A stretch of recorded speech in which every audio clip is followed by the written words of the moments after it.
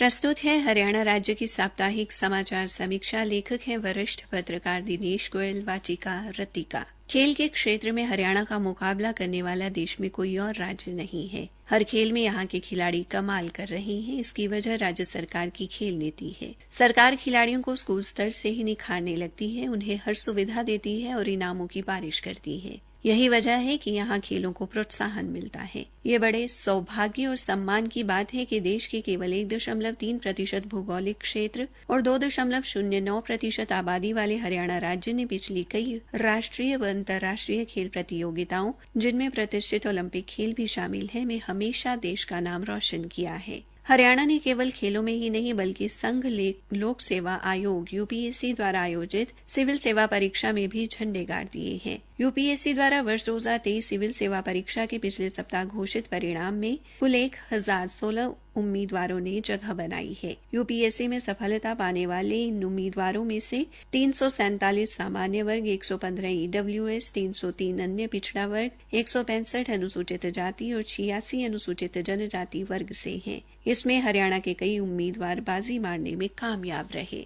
बहादुरगढ़ के ही रहने वाले शौर्य अरोड़ा ने यूपीएससी परीक्षा में अपने दूसरे प्रयास में ही 14वां रैंक हासिल किया है। शौर्य ने अपनी 12वीं तक की पढ़ाई नॉन मेडिकल स्ट्रीम से की है। आईआईटी बॉम्बे से पढ़ाई करते हुए उन्होंने पहली बार ये परीक्षा दी, लेकिन सफलता नहीं मिली। शौर्य के पिता भूषण अरोड़ा भी यूपीएससी की परीक्षा दे चुके हैं, लेकिन तब उन्हें भी सफलता नहीं मिली थी। शौर्य का कहना है कि सही मार्गदर्शन में बिना कोचिंग के भी सफलता प्राप्त की जा सकती है। उन्होंने बताया कि वो प्रतिदिन लगभग 7 घंटे पढ़ाई किया करते थे। परीक्षा के दिनों में तो उन्होंने प्रतिदिन 10 घंटे तक की पढ़ाई की। भिवानी के तोशाम निवासी भावेश ख्यालिया ने भी अपने दूसरे प्रयास में यूपीएससी परीक्षा में 46वां रैंक हासिल किया है। उन्होंने इससे पहले हरियाणा प्रशासनिक सेवा में 12वां रैंक प्राप्त किया था, लेकिन भावेश ख्यालिया का टारगेट आईएएस अधिकारी बनना था। भावेश ने बताया कि उन्होंने हिसार में अपने घर पर रहते हुए 15 से 16 घंटे नियमित रूप से पढ़ाई की और सफलता हासिल की है। भावेश ने Tata institute of social science Hyderabad से 2020 में स्नातक की पढ़ाई की।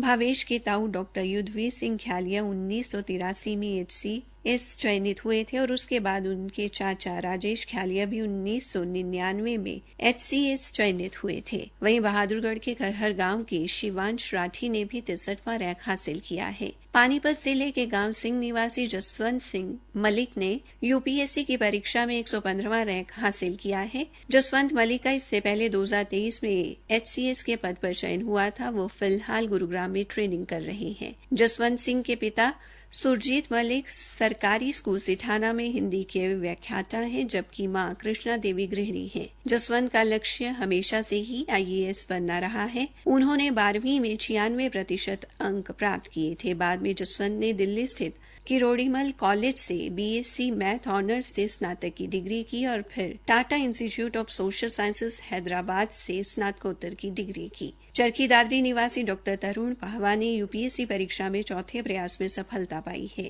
उन्होंने 231वां रैंक हासिल किया है। तरुण ने जहां बिना कोचिंग के घर बैठकर तैयारी की, वहीं सोशल मीडिया से दूरी बनाए रखी। कैथल के शुभम सिंगला ने यूपीएससी में 420वां रैंक हासिल किया है। शुभम के माता पिता सेवानिवृत्त शिक्षक हैं। बहादुरगढ़ के अभिलाष सुंदरम ने भी यूपीएससी परीक्षा परिणाम में 421वां रैंक हासिल किया है। अपने चौथे प्रयास में अभिलाष ने ये सफलता हासिल की है। धारूहेड़ा औद्योगिक क्षेत्र सेक्टर 4 के रहने वाले हितेश शर्मा ने यूपीएससी में 436वां रैंक हासिल कर प्रथम प्रयास में ये सफलता पाई है। हितेश के पिता देशराज शर्मा राजकीय वरिष्ठ माध्यमिक विद्यालय कापड़ीवास में प्राचार्य हैं। वो राज्य शिक्षक पुरस्कार विजेता भी हैं। नरवाना के साहिल ढिल्लो ने भी यूपीएससी में 729वां रैंक हासिल किया है। साहिल मधुबन में डीएसपी की ट्रेनिंग ले रहे हैं। वर्ष 2022 में साहिल का एक्साइज टैक्स अधिकारी के तौर पर चयन हुआ था। इतना ही नहीं, 2023 में उनका डीएसपी के पद पर भी चयन हुआ था। साहिल के पिता धर्मवीर शिक्षा विभाग से सेवानिवृत्त हैं। हरियाणा के युवा न केवल खेलों में बल्कि